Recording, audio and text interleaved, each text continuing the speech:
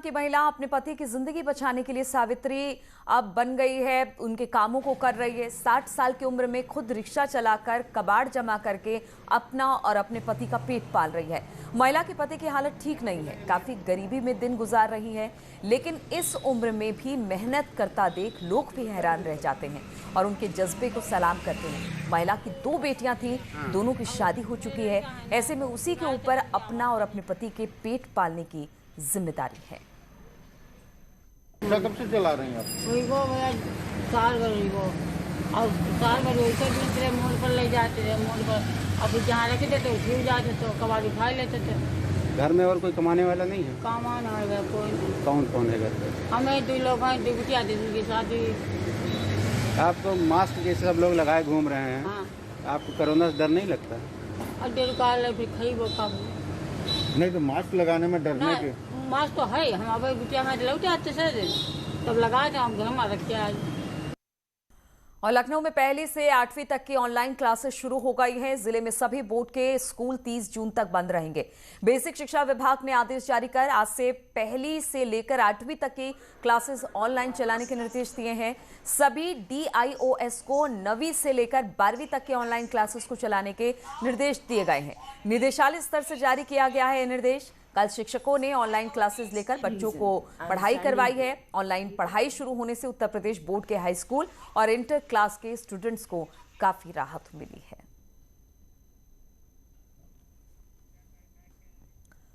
और वाराणसी में ईसाई धर्म को मानने वाले लोग कोरोना से मरने वाले अपने परिजनों के शव को दफनाने के बजाय उनका दाह संस्कार कर रहे हैं।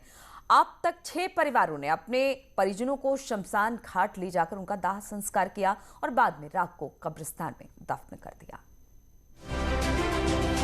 कोरोना काल ने सब कुछ बदल कर रख दिया था। जब भी कोई व्यक्ति मरता है तो हम लोग उसके घर में जाते हैं और वहाँ पर जाकर के जो पादरी हैं या प्रीस्ट हैं वहाँ पर विशेष दुआ होती है।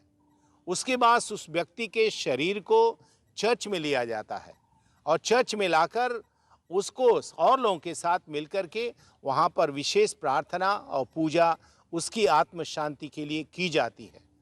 तीसरी मंजिल होती है कि उनको लेकर के हम लोग जाएं कब्रिस्तान में और वहाँ पर उनको बेकायदे प्रार्थना के साथ दुआ के साथ उनको वहाँ पर समाधि दी जाती है कॉफिन के साथ। लेकिन कोरोना फैलने की आशंका के चलते वक्त की जरूरतों के हिसाब से इसमें बदलाव किया गया है। कोरोना मरीजों की मौत के बाद कुछ शव सीधे कब्रिस्तान ले जाकर दफन किए गए। कोरोना के बढ़ते हुए संक्रमण को देखते हुए हम लोग बहुत कुछ थोड़ा सा बदलाव किए हैं। इसलिए यदि कोई मरता है तो हम सीधे उसके घर न ले जाकर चर्च में न ले जाकर हम सीधे ले जा रहे हैं कब्रिस्तान में और वहाँ पर बेकायदे वहाँ पर यदि कोरोना का पेशेंट है तो उसके लिए जो है PPE किट पहन करके और सबको जो है दूरी बना करके बहुत कम लोग 10 या 12 लोग वहाँ पर हम जब बेकायदे प्रार्थना के साथ उसको वहाँ समाधि और दफन देते हैं। लेकिन कुछ परिवार ऐसे भी थे जो कोरोना के डर से शव को दफनाना नहीं चाहते थे। ऐसे में उन लोगों को दाह संस्कार करने के बाद राख को कब्रिस्तान में दफनाने को कहा गया। अब तक 6 परिवारों ने ऐसा किया है। कुछ लोग हैं जिनके जो परिजन हैं वो लोग थोड़ा सा डर रहे हैं कोरोना से और वो कह रहे हैं कि सीधे सीधे हम लोग उनके बॉडी को नहीं ले आ पाएंगे। तो उनकी सोच के अनुसार हम लोग जो है उनको कहते हैं कि आप ठीक है, आप जाकर उनको क्रेमेट कर लीजिए और उसके बाद उनके जो है जो राख है उसको अस्थि कलश को ले आकर के और उस अस्थि कलश को इस समय जो है बेकायदे उसी तरह से दफनाया जाता है और उसके लिए पक्की कब्र बनाई जाती है। इन मामलों में हिंदू और क्रिश्चियन परंपरा दोनों का ही निर्वाह किया गया। इन परिवारों ने पहले वाराणसी के शमशान घाट पर हिंदू रीति रिवाज से दाह संस्कार करवाया और बाद में क्रिश्चियन परंपरा के तहत राख को कब्रिस्तान में दफन किया। न्यूज़ 18 के लिए वाराणसी से रवि पांडे की रिपोर्ट। और कोरोना काल में स्कूल कॉलेज बंद है। लेकिन घर बैठे ही क्रिएटिविटी की जा सकती है। इसका उदाहरण है मेरठ में एक इंजीनियरिंग कॉलेज के छात्र छात्राएं। यहां पर स्टूडेंट्स ने घर के अंदर रहकर लॉकडाउन का पालन करते हुए समय का सदुपयोग किया और बांस और मक्के के स्टार्च से तैयार कर दिखाया अनोखा डायपर।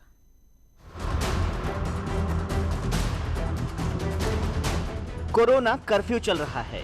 इस कोरोना कर्फ्यू में तरह तरह के बहाने ढूंढकर लोग घर से बाहर निकलना चाहते हैं, लेकिन ऐसे भी लोग हैं जो इस समय का सदुपयोग कर रहे हैं, जो दूसरों के लिए उदाहरण बन रहे हैं।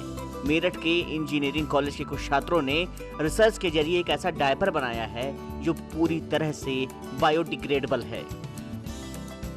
सबसे पहली बात जिस वजह से आज मैं यहाँ मौजूद हूँ वो पहली बात ये है कि ये बायोडिग्रेडेबल है। बायोडिग्रेडेबल क्या है? बायोडिग्रेडेबल वह है जो मिट्टी में जाकर समय के साथ साथ खुद घुल जाता है और हमारी प्रकृति को कोई नुकसान नहीं पहुँचाता है। इस डायपर को बनाने में 4 छात्रों ने मिलकर काम किया है। ये सभी छात्र MIT के बायोटेक्नोलॉजी विभाग में पढ़ाई करते हैं।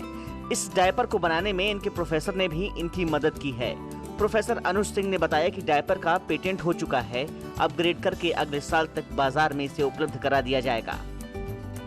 प्रदूषण की समस्या को देखते हुए, ध्यान में रखते हुए मैंने और मेरे अंदर काम करने वाले कुछ अभी जो फाइनल ईयर में जाने वाले बच्चे हैं, उन्होंने मिलकर इस डायपर को बनाया है। इस डायपर को बनाने में छात्रों ने बांस और मक्के का इस्तेमाल किया है। ऐसा दावा है कि इस बायोडिग्रेडेबल डायपर से बच्चों की त्वचा को भी लाभ होगा। साथ ही ये डायपर बाजार में मिलने वाले डायपर से सस्ता और इजी टू यूज होगा।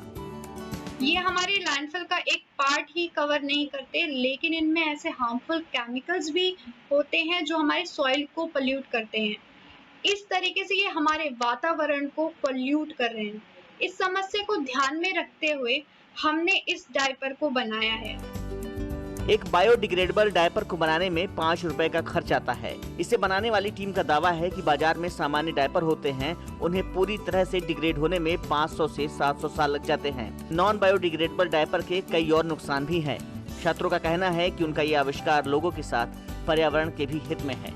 मेरठ से न्यूज़ 18 के लिए उमेश श्रीवास्तव की रिपोर्ट।